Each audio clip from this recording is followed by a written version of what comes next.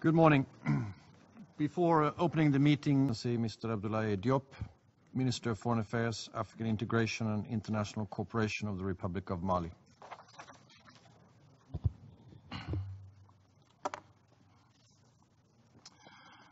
Merci beaucoup, Monsieur le Président. Monsieur le Président, je voudrais tout d'abord vous adresser mes chaleureuses félicitations et celles de la délégation du Mali pour l'accession de votre pays, la Suède, à la présidence du Conseil de sécurité pour ce mois de janvier 2017. Le peuple et le gouvernement du Mali apprécient énormément la contribution de la Suède aux efforts de stabilisation de mon pays. Par la même occasion, je tiens à exprimer à la délégation du Royaume d'Espagne notre haute appréciation pour le travail remarquable qu'elle a réalisé lors de sa présidence au cours du mois écoulé. Permettez-moi également de remercier le secrétaire général de notre organisation commune, M. Antonio Guterres, pour sa vision des Nations Unies, mais aussi pour son engagement renouvelé à accompagner le processus de paix en cours au Mali, gage d'une stabilité durable dans notre région. Je lui renouvelle les vœux de pleine réussite du président de la République du Mali, son Excellence M. Ibrahim Boubacar Keïta, dans ses nouvelles fonctions. Avant d'aller plus loin, il me plaît également de souhaiter plein succès aux nouveaux membres du Conseil de sécurité et de les assurer de la coopération totale de la délégation du Mali ici à New York. Je voudrais également saluer la présence parmi nous de l'ambassadeur d'Algérie, dont le pays, avec à sa tête son Excellence M. Abdelaziz Bouteflika, a joué un rôle extrêmement important pour le retour de la paix et de la stabilité au Mali. Et je voulais remercier l'Algérie également pour tous les sacrifices consentis pour la paix au Mali et la stabilité dans notre région. Monsieur le Président, le processus de paix au Mali est difficile, complexe et en même temps jalonné de beaucoup d'obstacles. Ce matin encore, le peuple malien a été endeuillé par une attaque suicide, comme cela a été rappelé tout à l'heure, contre le site de cantonnement du mécanisme opérationnel conjoint à Gao, qui est un des mécanismes prévus par l'accord pour la paix et la réconciliation au Mali, issu du processus d'Alger. Cette attaque a fait des dizaines de morts, malheureusement, plus d'une soixantaine de blessés et de dégâts matériels importants.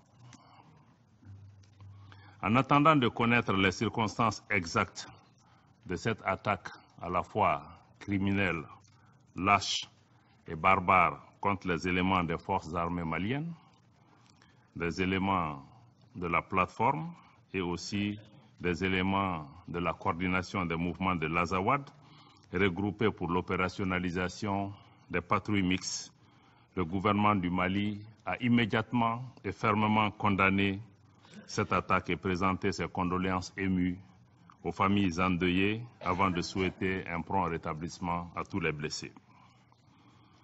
Le gouvernement, en ces circonstances, a également décrété 3 jours de deuil national.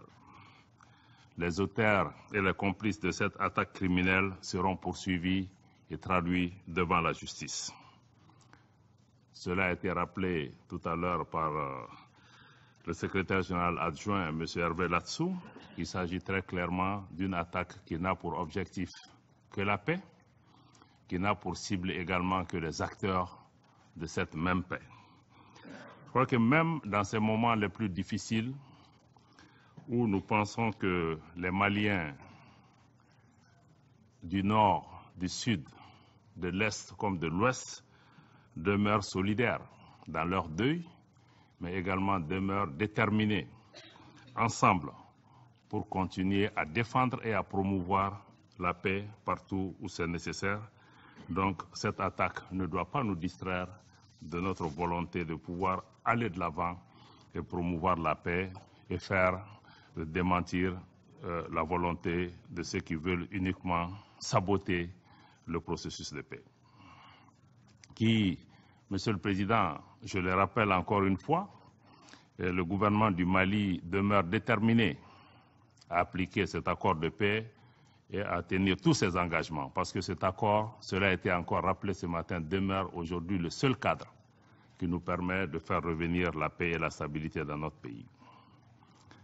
Monsieur le Président, la délégation du Mali prend note du rapport du secrétaire général sous examen et félicite le représentant spécial du secrétaire général, M. Mohamed Salah Anadif, pour la contribution de son bureau à la préparation de ce rapport, mais nous voudrions aussi plus spécialement féliciter et saluer M. Hervé Latsou, secrétaire général adjoint, pour la présentation excellente qu'il vient de faire du contenu de ce rapport.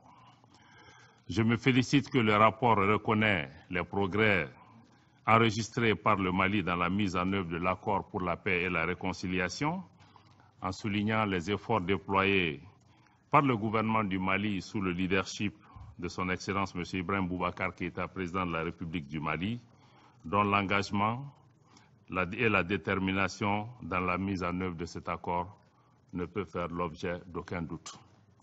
Et ceci, je le répète encore devant vous, Monsieur le Président. Le gouvernement du Mali est également d'avis que le rétablissement de l'autorité de l'État sur l'ensemble du territoire national demeure un défi important à relever. Afin de mettre un terme au vide sécuritaire et à l'absence de l'administration, conditions essentielles pour fournir les services sociaux de base aux populations maliennes dans le besoin.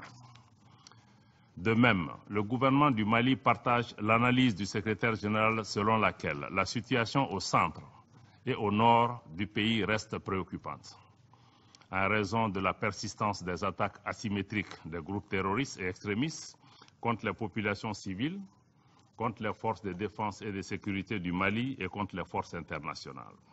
Ces facteurs constituent les principales entraves à la mise en œuvre de l'accord, interpellent toutes les parties impliquées dans le processus, les parties maliennes comme la communauté internationale symbolisée par votre auguste institution, Monsieur le Président.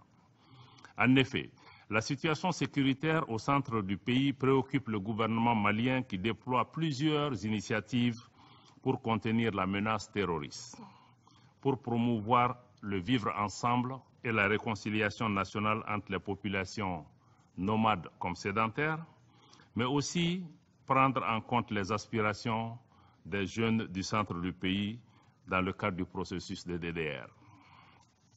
Le gouvernement du Mali, sous l'autorité du président de la République Ibrahim Boubacar Keïta, est conscient de l'impatience des partenaires du Mali quant au retard pris dans la mise en œuvre de certaines dispositions de l'accord. Pourtant, respectueux de ces engagements découlant de l'accord, la partie gouvernementale n'a ménagé aucun effort pour intensifier, au cours des 3 mois écoulés, les actions visant à faire avancer le processus de paix. Et cette détermination a donné des résultats fort appréciables dans un contexte toutefois très difficile. Ainsi, au titre des réformes politiques institutionnelles et conformément aux dispositions pertinentes de l'accord de paix, le processus de révision de la Constitution en cours est bien avancé. Un projet de Constitution révisé fin prêt est soumis à une série de consultations avec les partis politiques, les groupes armés signataires, les organisations de la société civile et les chefs traditionnels. Après son adoption par la représentation nationale, la loi fondamentale révisée sera soumise à l'approbation du peuple malien par référendum prévu au cours de cette année 2017. De même, le gouvernement a procédé à la nomination des membres des autorités intérimaires, des collèges transitoires ainsi que les conseillers spéciaux auprès des représentants de l'État dans les régions du Nord. À ce sujet, le gouvernement s'emploie à faciliter les discussions entre les mouvements signataires, comme cela a été rappelé tout à l'heure par M. Hervé Latsou, pour la désignation des présidents des autorités intérimaires, mais également aussi des collèges transitoires. En outre, le gouvernement a organisé le 20 novembre 2016 les élections communales qui se sont déroulées globalement dans le calme et la sérénité dans 644 communes sur les 703 que compte le pays.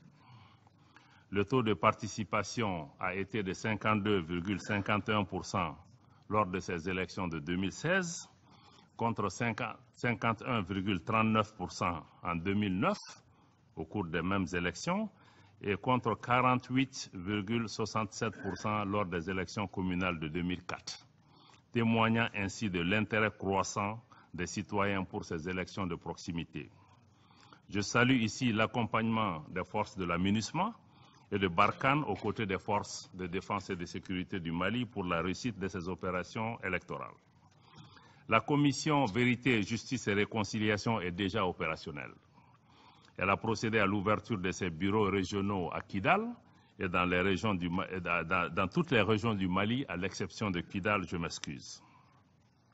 Par ailleurs, le gouvernement a élaboré en collaboration avec la MINUSMA un ensemble de critères et d'échéances visant à faciliter l'évaluation des progrès accomplis par les parties signataires de la mise en œuvre de l'accord, conformément aux dispositions du paragraphe 12 de la résolution 2295 du 29 juin 2016 du Conseil de sécurité. Je voudrais donner ici l'assurance que les autorités maliennes assumeront pleinement leur part de responsabilité dans l'application de ces benchmarks, donc de ces repères, qui donneraient, j'en suis convaincu,